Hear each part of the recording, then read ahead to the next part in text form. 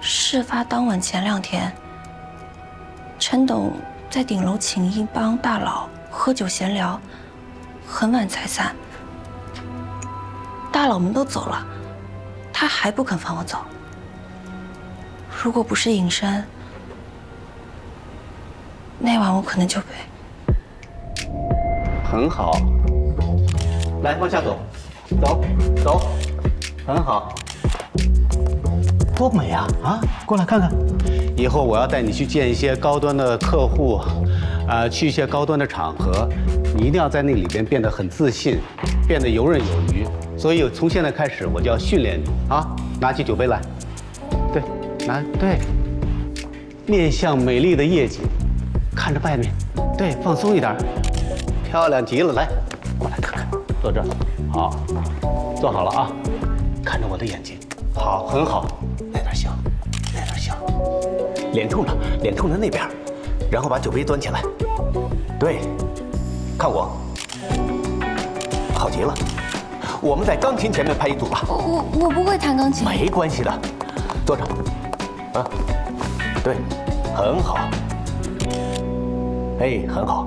看我一眼，很好，很好。哎呀，你这个人真是的，身材这么好，就是太僵硬了。听到音乐了吗？对，感受音乐，感受我。来，对，放松，放松，对，动起来。没关系的，没关系的，这很正常啊。不要看地面，对，好多了，再放松一点就更好了，再放松一点，不要看地面，看着我。陈总，赵助理的车备好了。啊，让他们不要等了，你也下去。来。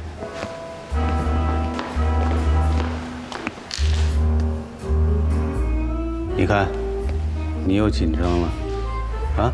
来，靠近我，过来，靠近，把手搭到我肩上，很好，对。没想到，他居然没走。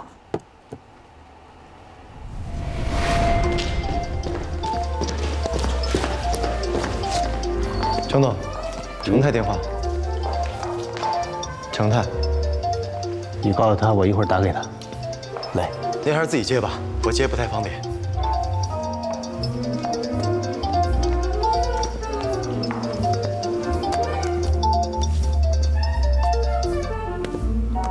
喂，是我。啊？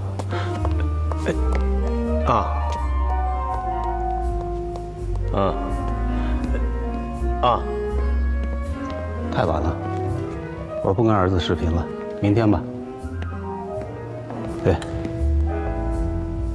你们赶了一天的路也累了，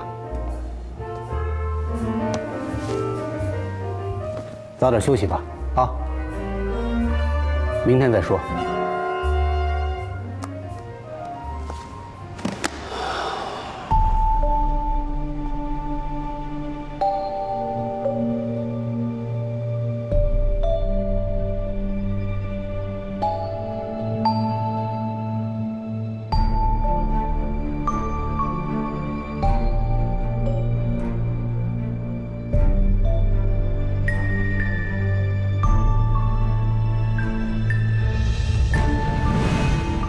你觉得他是故意来打岔的吗？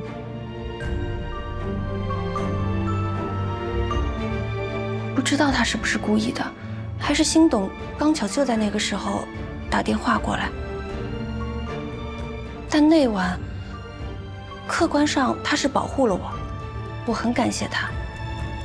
我也肯定那晚过后，陈董耿耿于怀，一反常态。那2天，他一直没给尹生好脸。第3天，就是事发当天，我就听说尹生被开除了，所有人都很意外。大家没有听说过尹生有什么过错。所以我猜，是不是和那晚有关？有过很多次吗？也有过。没有人在旁边的时候，陈董会突然说一些暧昧的话，对我动手动脚的。尹生经常突然出现，打断陈董，也变相帮我解了围。那你有感觉尹生一直在暗中保护你吗？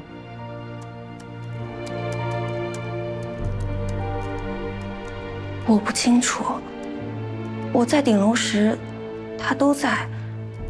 我以为是工作要求他如此，但很多时候，陈董明显不希望他在场，也不要他做什么。但尹生总是坚持到我离开后才走，因为他在点前，陈董多少有些顾忌。每次我都暗中庆幸，幸亏他在。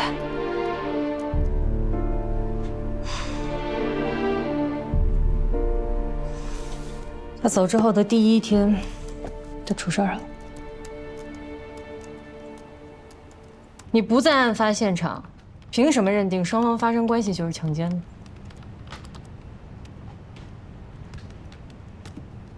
你觉得陈宫和赵寻是什么关系？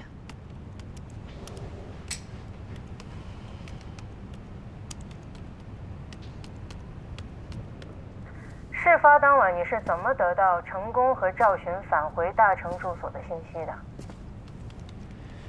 那天中午我突然被开除，走的也比较匆忙，很多私人物品也都还留在大厂。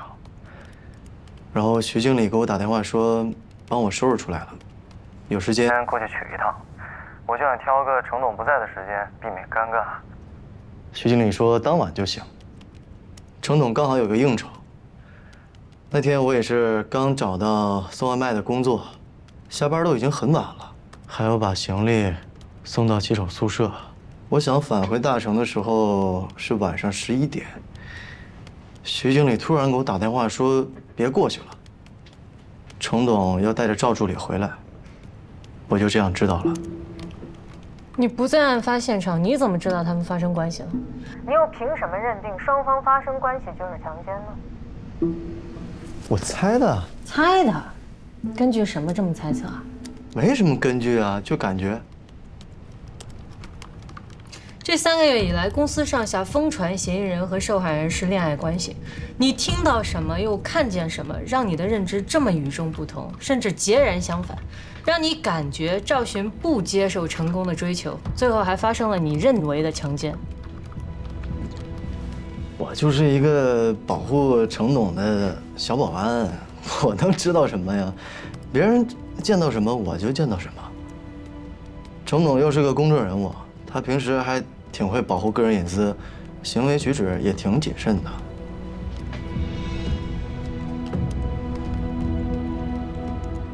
在你任职期间，成功对你的工作非常满意，为什么你和他之间的关系急转直下？发生了什么矛盾，导致他不由分说开除你？也没什么矛盾啊。我们这个职业流动性很大，分分合合都很正常。要说矛盾吧，可能是性格不合，脾气有点相冲吧。你和成功之间的矛盾和赵寻有关系吗？没有，跟他没关系。你和赵寻的关系怎么样？我和他不熟，除了工作交代，平常都不说话。作为贴身保镖，你可以接触到别人接触不到的面，了解别人了解不到的内情。那在你看来，赵寻对于成功的追求是什么态度？接受还是不接受？这我上哪儿知道去啊？我不知道。你不知道吗？你和一个人朝夕相处了3个月，你看不出来这个人是开心还是不开心？被霸总追求，月薪是我的3、4倍，我咋能看得出他开不开心呢？赵寻不知所措的时候，有向你求助过吗？你有主动替他解过围吗？我帮他拒绝霸总的追求吗？这不是每个女生都想发生在自己身上的偶像言情剧吗？事发前3天，2020年7月22日晚，成功在顶楼召集雪茄酒局。当晚出席的工作人员只有你和赵璇2个人。散场后，成功不肯放赵璇离开，发生了肢体接触，但他明确表态让你走。你并没有服从命令，而是强行打断，这也变相阻止了成功对赵璇进一步的侵犯。你是故意的吗？是在保护赵璇吗？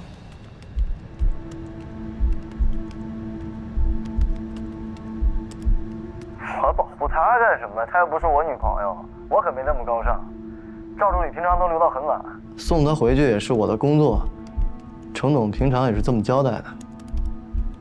你甚至没有感觉你坏了成功的好事，导致他恼羞成怒，对你心怀不满吗？啊？是吗？哎，警官，你这么一说，我才意识到啊。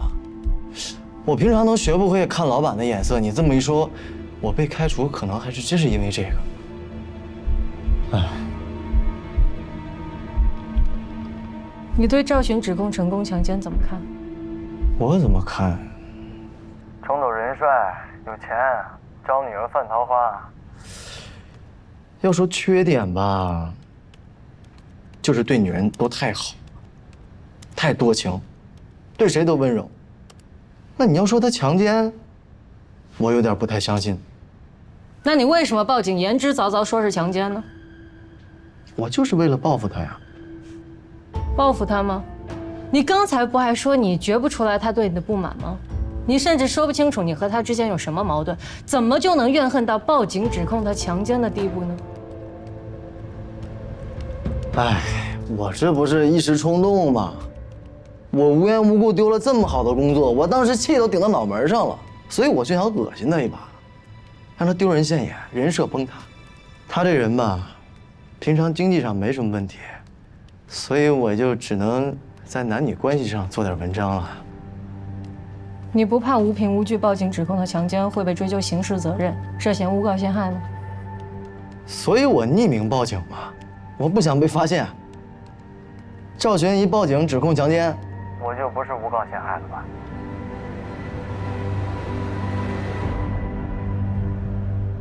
你真该感谢他帮了你啊，不然就凭你说的这些，足以构成诬告陷害。诬告陷害罪的构成要件是捏造事实，我没有捏造啊。事儿真的发生了呀，那顶多算我猜错了，结果他真的报警了，所以我现在连虚假告发的嫌疑都排除了，是吧，警官？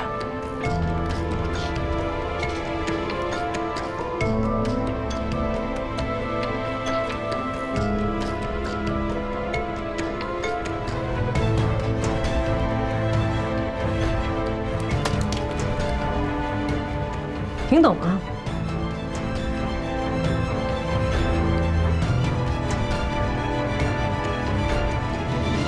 我能走了吗？我还挺忙的。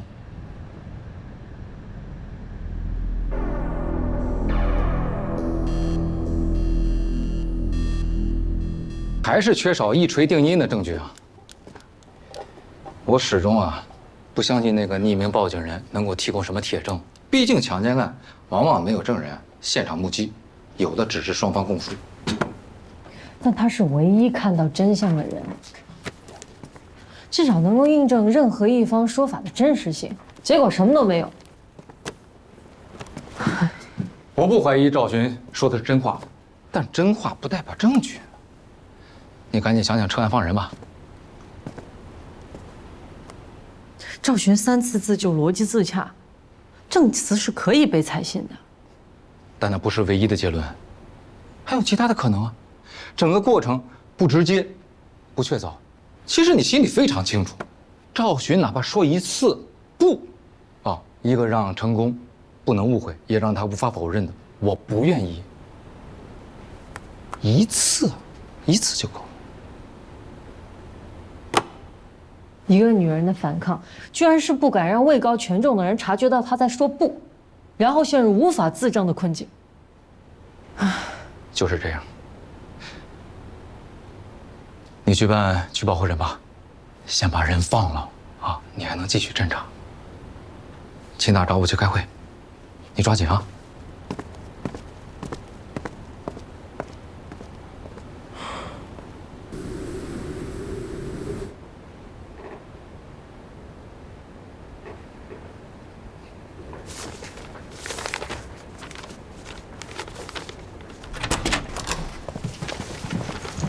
坐。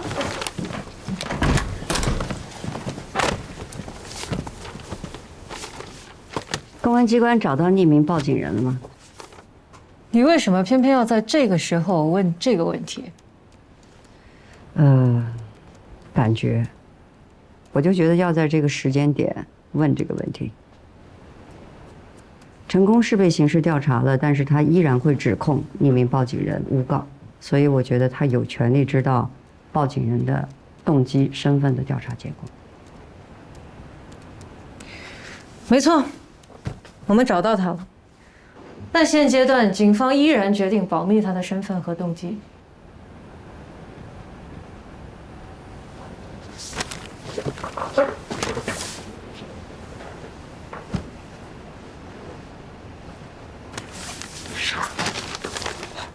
关于尹生心理的报告。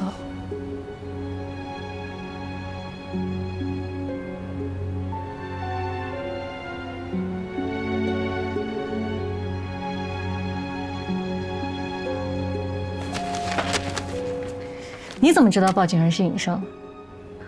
调查呀。那你又怎么知道我们找到他了呢？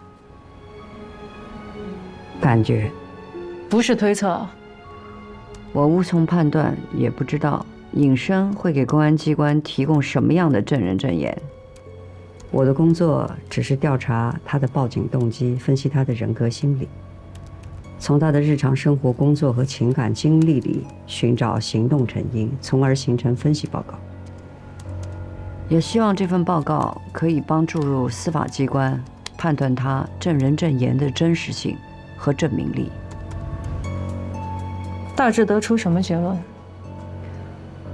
我认为他把自己的情感经历投射到了嫌疑人和被害人的关系里，主观臆断，认知有误，所以他的证人证言证明力极低，真实性存疑。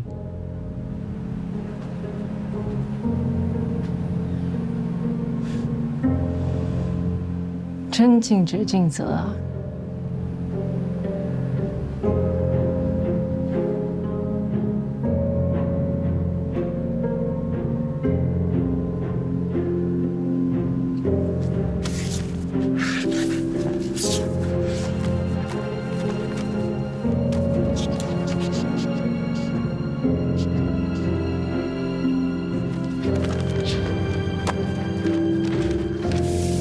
你可以去看守所领人了。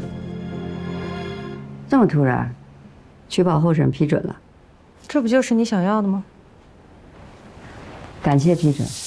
明天拘留满7天，我想请问公安机关对嫌疑人的处置有结论吗？等我通知。好，谢谢。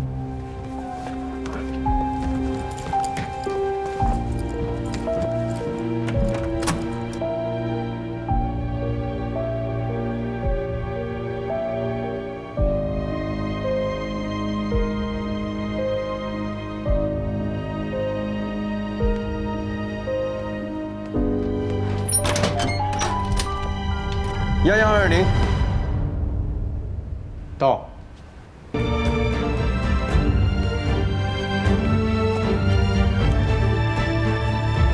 姓名：成功，家庭住址：延州市文理区解放路新景苑26号。